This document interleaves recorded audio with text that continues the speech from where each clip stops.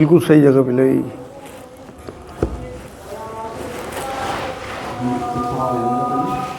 ہاں اب سوال شروع کریں گے بھائی. ہاں جی میرا ایک سوال ہے. بڑی دقت انگیز ایک حدیث میرے سامنے ہے, اس نے میرے ذہن میں کیا اشکال پیدا کر دیا, کیونکہ امت مسلمہ کے جتنے بھی علماء کرام ہیں ان کا لگ بھگ سب کا اس بات پہ اجماع ہے کہ جتنے بھی نبی ہوتے ہیں اور ان کے ساتھی ہوتے ہیں صحابہ کرام, اگر ان کا انتقال ہو جاتا ہے ایمان کی حالت میں تو ان کے درجے کو کوئی نہیں پہنچ سکتا, بڑے سے بڑا عالم نہیں. تو میں نے جو حدیث پڑھی ہے اور صحیح سند کے ساتھ ہے, اس میں اللہ کے رسول نے فرمایا کہ ایک وقت میں دو پیغمبروں پہ ایمان لانے والا وہ ان کی ساتھ ہوگا جو مسلمان کسی اپنے غلام یا اپنے نوکر کے ساتھ حسن سلوک کرے, یا پھر وہ غلام اور وہ نوکر جو اپنے مالک کے ساتھ ایمانداری کے ساتھ کام کرے, تو وہ ان نبیوں کے صحابوں کے ساتھ ہوگا. یہ تو اس طرح کی بہت ترغیب دلانے کے لیے حدیث ہیں. تو اللہ کے رسول نے یہ جو ابھی فرمایا یتیموں کا, آپ یہ دیکھو صحابہ کرام ہوں یا کوئی بھی ہوں, بڑے سے بڑے شہید ہوں, کوئی بھی ہوں, نبی کے برابر تو نہیں ہو سکتے. حضور نے تو فرمایا جو یتیموں کی کفالت کر دے وہ میرے ساتھ ایسے ہوگا جنت میں. اس سے بڑی تو کوئی حدیث ہو ہی نہیں سکتی. اور بہنوں کی کفالت پہ بھی یہی فرمایا, بیٹیوں کی کفالت پہ بھی یہی فرمایا کہ جس نے 4 بیٹیاں پال دی اور ان کی صحیح طرح سے شادی کر دی اور ان کی کفالت کر دی وہ جنت میں میرے ساتھ ایسے ہوگا. اسی طرح ایک صحابی نے پوچھ لیا کہ جی بیٹیاں نہ ہوں بہنیں ہوں, کہ ہاں اس کی بھی. اور یہاں یتیموں کے بارے میں آپ تو یہ تو بہت, یہ جو آپ کی حدیث ہے نا جو آپ بتا رہے ہیں, یہ تو ان حدیثوں سے حل کی ہے جو میں نے آپ بتا رہا کہ نبی اکرم صلی اللہ علیہ وسلم کے ساتھ ہونا, یہ تو بہت بڑی بات ہے. یعنی کہ صحابہ کی جماعت میں بھی عام مسلمان شامل ہو سکتے ہیں. بالکل ہوں گے, بالکل. یہ تو حضور نے فرمایا بھائی کہ تم, مطلب ایک اور حدیث آپ کو میں سنا دوں. صحابہ بیٹھے تھے, حضور نے پوچھا کہ بتاؤ عجیب ایمان کس کا ہے؟ صحابہ نے کہا جی ہمارا, ہم آپ کے سامنے ہیں اور ہم آپ کی صحبت اختیار کیے ہوئے ہیں. تو نبی نے نہیں تمہارا کیا ایمان عجیب, تم تو وہی آتے ہوئے دیکھ رہے اور میں تمہارے سامنے ہوں نبی. عجیب ایمان ان کا ہوگا جنہوں نے مجھے دیکھا نہیں ہوگا. ایک دور ایسا آنے والا ہے اور وہ مجھ پہ ایمان لائیں گے اور میرے لیے جانے دے دیں گے. ایسے لوگوں کے لیے بھی حضور نے بات کہی. تو ان سے بھی عجیب ایمان صحابہ سے, تو وہ بھی صحابہ کے ساتھ اٹھیں گے ایسے لوگ جو غیب پہ ایمان لائیں گے. نبی اکرم صلی اللہ علیہ وسلم سے 15 سال دور. ایک بار نبی نے بات فرمائی تھی کہ آج میرے صحابہ سن لو, اگر تم دین کے 10ویں حصے کو بھی چھوڑو گے تو جنت میں نہیں جا سکو گے. اور ایک زمانہ ایسا آئے گا کہ لوگ دین کے 10ویں حصے پہ بھی اگر عمل کر لیں گے تو وہ دوزخ میں نہیں جائیں گے. یہ بھی صحیح حدیث بتا رہا میں تمہیں. تو اس لیے یہ تو ترغیب دلانے کو اس طرح کی حدیثیں ہیں, تو یہ تو ہونا ہی ہے انشاءاللہ تعالیٰ. کیا الٹی آنے سے روزہ ٹوٹ جاتا ہے؟ ایک بار حضور صلی اللہ علیہ وسلم نے الٹی کے بعد روزہ کھول دیا تھا. ان کا سوال یہ ہے کیا الٹی آنے سے روزہ ٹوٹ جاتا ہے؟ نہیں بھائی, اگر آپ انگلی ڈال کے الٹی کریں گے تب روزہ ٹوٹتا ہے. اگر قے آ گئی تو آپ کیا روزہ جو ہے آپ پورا کریں گے اسے. نبی اکرم صلی اللہ علیہ وسلم نے جو روزہ توڑا تھا نا وہ تو تبھی سحری کھائی تھی, اس کے تھوڑی دیر کے بعد ہی کا واقعہ ہے. تو کمزوری نہ ہو جائے اس وجہ سے روزہ توڑا تھا امت کے لیے, جس سے کہ ایک نذیر بن جائے. اگر کسی کو خطرہ ہو, اس نے سحری کھائی اور سارا نکل گیا اور اسے آگے خطرہ ہے کہ سارا دن میں نہیں نبھا پاؤں گا, تو اس ٹائم وہ روزہ کھول دے.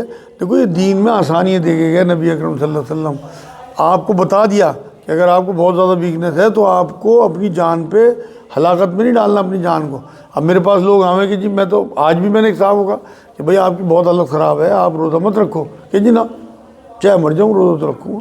ابے بھائی اللہ تو چھوٹ دے رہا, رسول اللہ چھوٹ دے کے گئے. حضور نے سفر میں اونٹ پہ بیٹھ کے روزہ کھولا.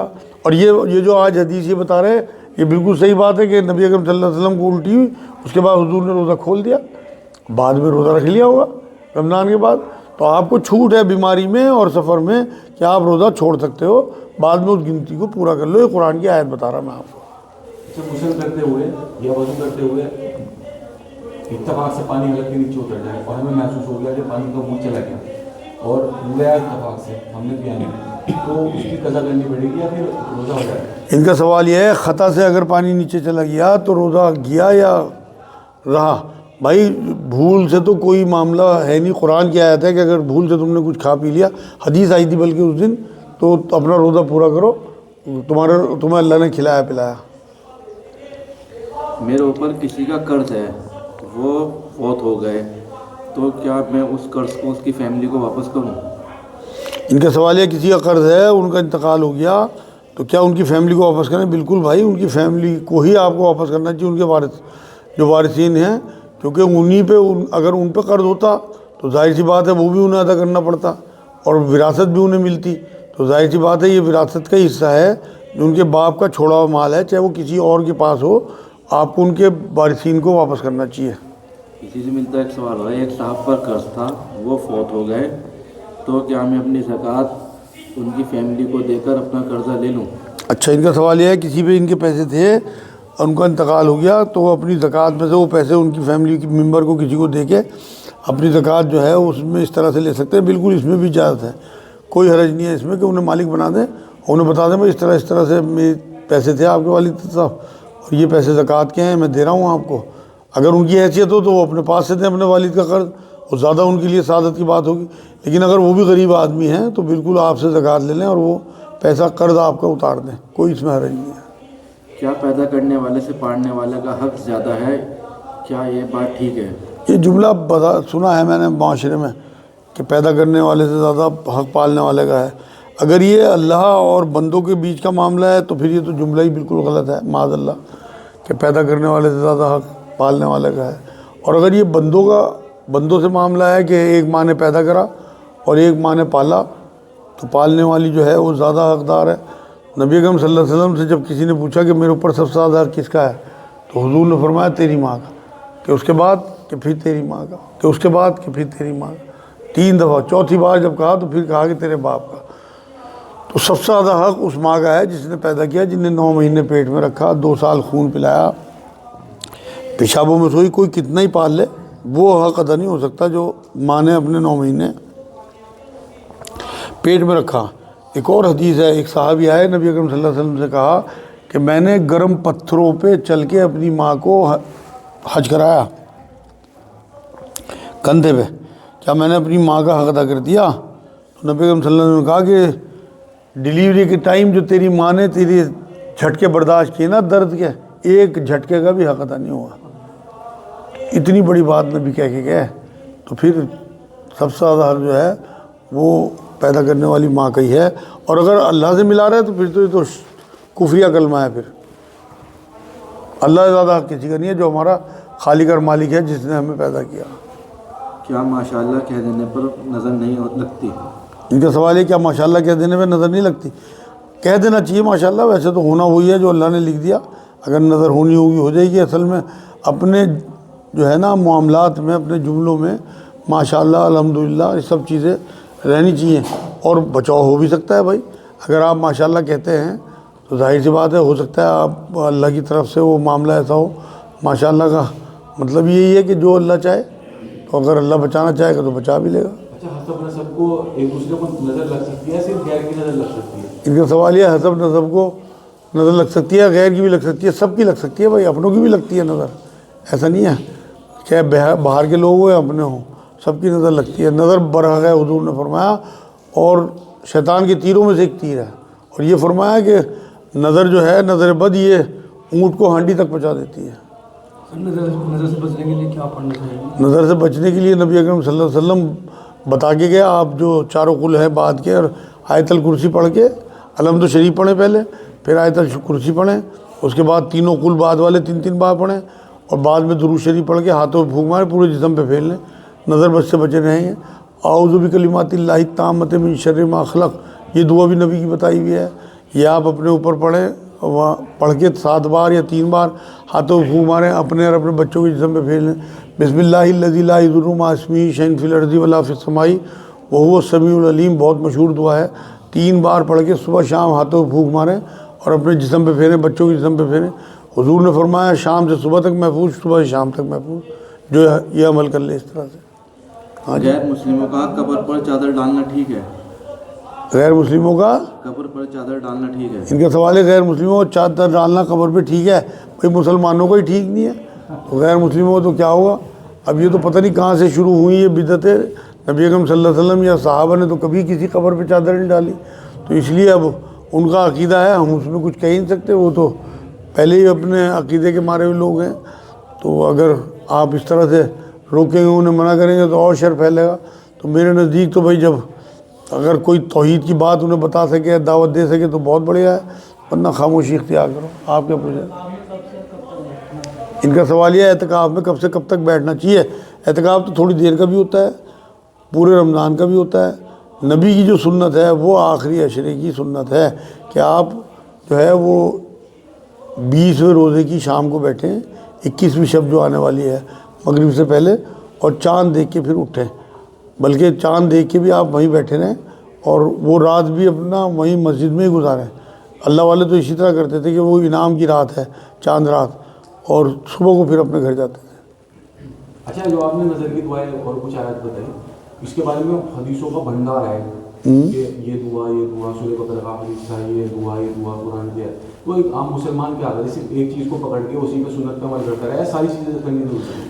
ان کا سوال یہ ہے کہ نظر بد سے بچنے کے لیے ساری چیزیں کرے یا کسی ایک کو پکڑ لے؟ بھائی آپ کا عقیدہ اور آپ کا یقین اور آپ کا توکل اللہ پہ ہونا چاہیے، ایک ہی چیز کافی ہے۔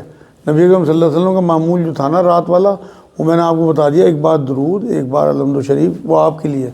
حضور تو ایک بار الحمد شریف، پھر آیت الکرسی، پھر 3 بار تینوں کل پڑھ کے ہاتھوں پھونک مار کے جسم پہ پھیر لیتے تھے۔ تو آپ جو ہے آگے پیچھے درود لگا لو جس سے کہ اس کی برکت بڑھ جائے۔ بنا عذر کرسی پر نماز پڑھنا کیسا ہے؟ کیا نماز ہوگی؟ ان کا سوال ہے بنا عذر کرسی پہ نماز پڑھنا کیسا ہے، کیا نماز ہوگی؟ بھائی میں تو عذر میں بھی یہ سمجھتا ہوں کرسی پہ نماز نہیں پڑھنی چاہیے، جہاں تک ہو سکے نیچے، اگر آپ کو بیٹھ کے نماز پڑھنی ہے، کوئی ایسی دقت آپ کو مطلب میڈیکلی ہے تو آپ نیچے بیٹھ کے نماز پڑھیں، کیونکہ نبی نے کبھی کرسی پہ بیٹھ کے نماز نہیں پڑھی۔ جب آخری زمانے میں بہت طبیعت خراب تھی تو نیچے بیٹھ کے نماز پڑھتے تھے۔ تو بنا عذر تو نماز ہی نہیں ہوتی میرے نزدیک کہ آپ کرسی پہ بیٹھ کے پڑھ لیں۔ فرض نماز تو ہوتی ہی نہیں کم سے کم۔ ہاں اگر نفل اور سنت آپ پڑھ لیں بیٹھ کے تو اس کا اجر آپ کا ادا ہو جائے گا، اگر ادھر نہیں بھی ہے تب بھی اگر آپ بیٹھ کے پڑھ لیں۔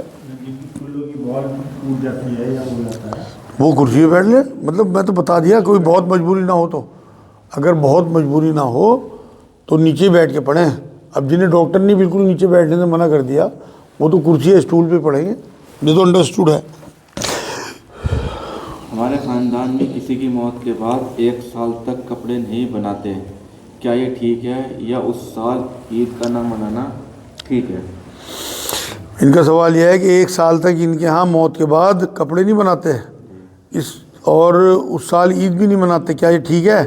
بھائی بالکل، یہ تو عجیب و غریب بات ہے، غیر لوگوں سے آئی ہوئی چیزیں ہیں۔ اسلام میں تو میں آپ کو صحیح حدیث بتا رہا، نبی اکرم صلی اللہ علیہ وسلم نے فرمایا کہ 3 دنوں سے زیادہ سوگ کسی میت کے لیے نہیں ہے، سوائے عورت کو اپنے شوہر کا 4 مہینے 10 دن کا سوگ کرنا ہے۔ تو اگر کوئی اس سے زیادہ یہ باتیں کرتا ہے کہ ہمارے ہاں تو عید نہیں منائی جائے گی اور ہمارے ہاں تو نئے کپڑے نہیں بنیں گے، تو یہ سب نبی اکرم صلی اللہ علیہ وسلم کی تعلیمات کے خلاف ہے۔ ایسے لوگوں کو آپ کو تعلیم دینی چاہیے، بتانا چاہیے، اگر وہ نہیں مانتے تو ان سے تعلق اپنا کم سے کم رکھیں، سلام دعا والا۔ یہ تو اللہ رسول کے دشمن ہیں، اپنی چلا رہے۔ جہاں اللہ رسول کی تعلیمات کا معاملہ آتا ہے وہاں تو ایک دم سرنڈر کر دینا چاہیے اپنے آپ کو، کہ جہاں رسول اللہ خود تعلیم کر کے گیا ہوں، تاکید کر کے گیا ہوں کہ یہ کرنا ہے۔ وضو کے وقت اذان ہو تو کیا وضو روک کر جواب دیں؟ ان کا سوال ہے وضو کے وقت اذان ہو تو کیا وضو روک کے اذان کا جواب دیں؟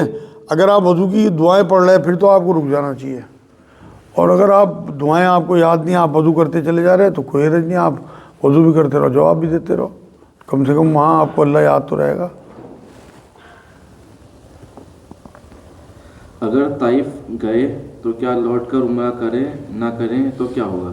اچھا، ان کا سوال یہ ہے مکے گئے عمرہ کر لیا، اس کے بعد طائف گئے تو لوٹ کے کیا عمرہ کرنا پڑے گا؟ بالکل بھائی، میقات پڑتا ہے بیچ میں، اور یہ میں آپ کو بتا دوں میقات سے نکلنے پر آپ کو ہر حال میں احرام کی حالت میں آنا ہے اور احرام کا پابند ہونا ہے اور آ کے عمرہ کرنا ہے، اور اگر آپ نے ایسا نہ کیا تو آپ پہ دم لاگو ہوگا۔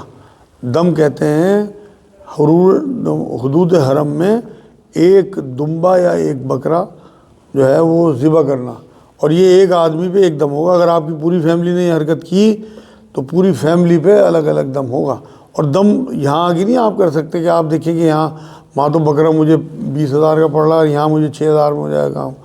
وہیں حدود حرم میں ہی آپ جب ذبح کریں گے ایک بکرا یا دمبا تب آپ کا دم ادا ہوگا، ورنہ آپ کا دم جو ہے وہ آپ کے اوپر کھڑا رہے گا۔ اللہ رسول کی فکر کرو بھائی اوپر جانے کی، اس لیے اس طرح کی حرکتیں نہ کرو، پہلے معلومات کر کے جاؤ۔ آپ نے میقات کو اگر کراس کر لیا تو آپ کے اوپر لازم ہو گیا کہ آپ وہاں احرام کی حالت میں کراس کرنا چاہیے، نہیں کیا تو آپ کو دم دینا چاہیے، تب اللہ۔ جو وہاں کو فلائٹ وغیرہ گزرتی ہیں ان کے اوپر کیا حکم لگتا ہے؟ ان کا سوال یہ جو فلائٹیں گزرتی ہیں ان کے اوپر کیا حکم لگتا ہے؟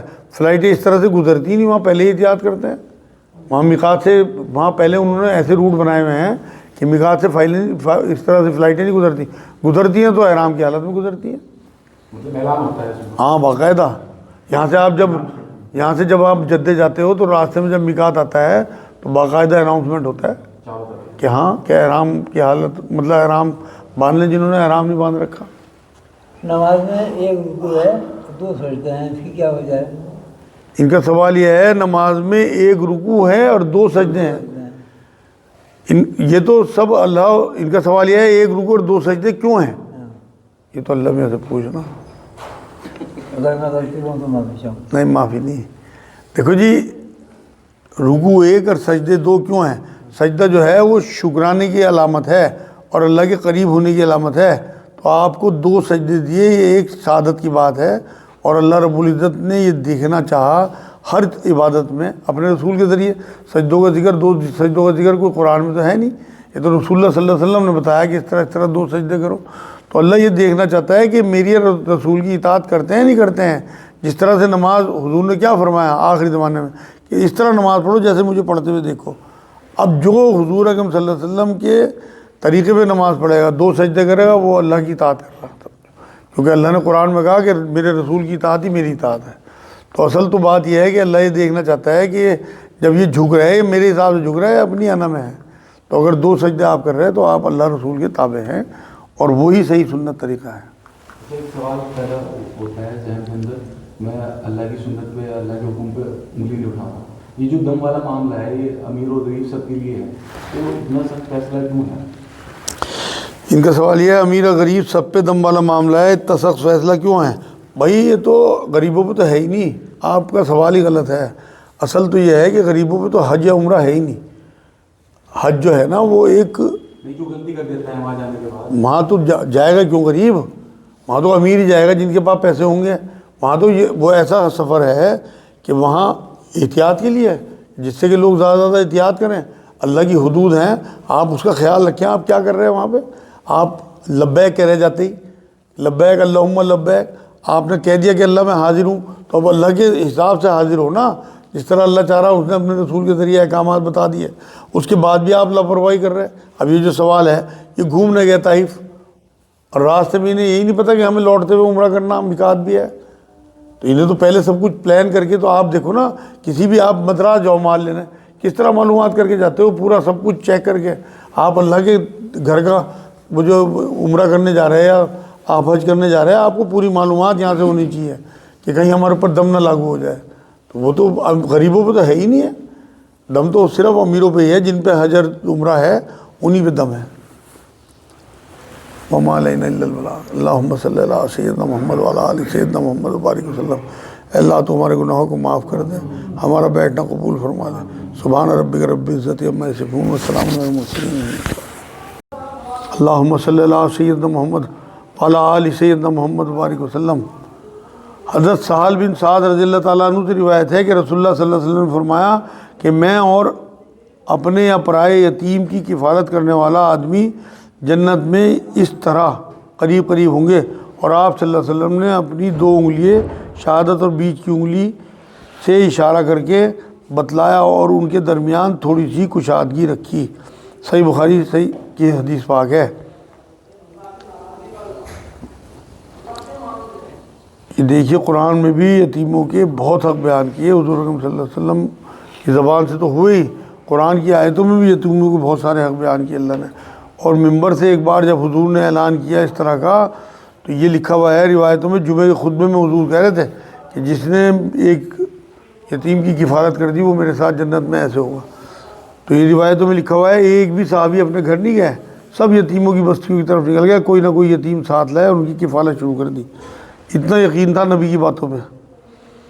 ہمارے معاشرے میں ہم یتیموں کا خیال ہی نہیں کرتے، ہمارا کوئی بھائی کا انتقال ہو جائے، کسی بہن کا انتقال ہو جائے ان کی جدادیں مار لیتے ہیں، ان کے مال مار لیتے ہیں. ہمیں یہ نہیں اندازہ کہ یہ آخرت میں ہمارے لیے کیا بننے والا ہے، کہ کیا حشر ہوگا.